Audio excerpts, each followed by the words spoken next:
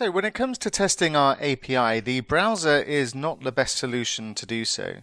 And there's a much better tool to do this, and it's a tool called Postman.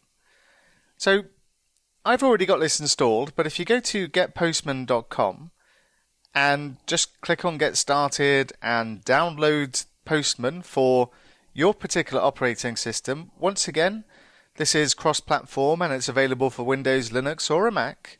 So once you have this installed, just go ahead and open Postman and you should see this particular screen. And what we can do is we can make requests to our API using this particular utility.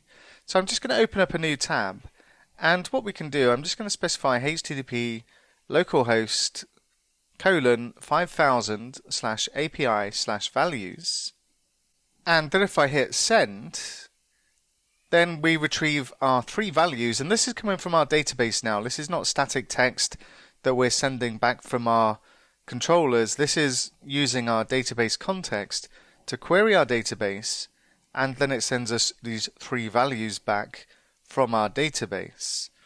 And what we can also do in here is specify /3, and we can send this request and we get the 3rd value back from our values. So Postman is a really powerful tool to allow us to test our API.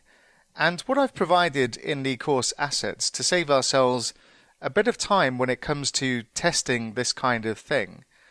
If you open up the course assets folder, what I have inside here is a reactivities Postman collection which is stored as a JSON file.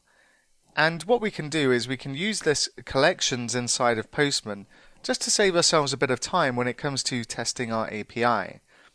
And what we want to do is say file and then import, and then we can drop our collection inside here. And what we have inside here is a bunch of requests for all of the different elements that we're going to be using in our API. And just very simply initially, I've just got the one for the values, and if we click send, we get the values back, and also the same for the value as well.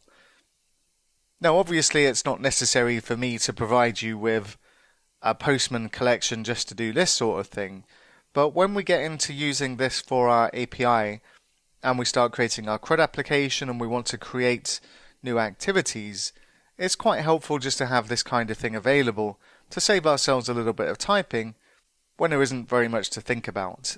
So we will be making use of this Postman collection throughout this course to test our API, and I just wanted to introduce it at this particular stage. So now that we know our API is working, what we'll take a look at next is source control. And we'll save our current progress into source control, and we'll look at that next.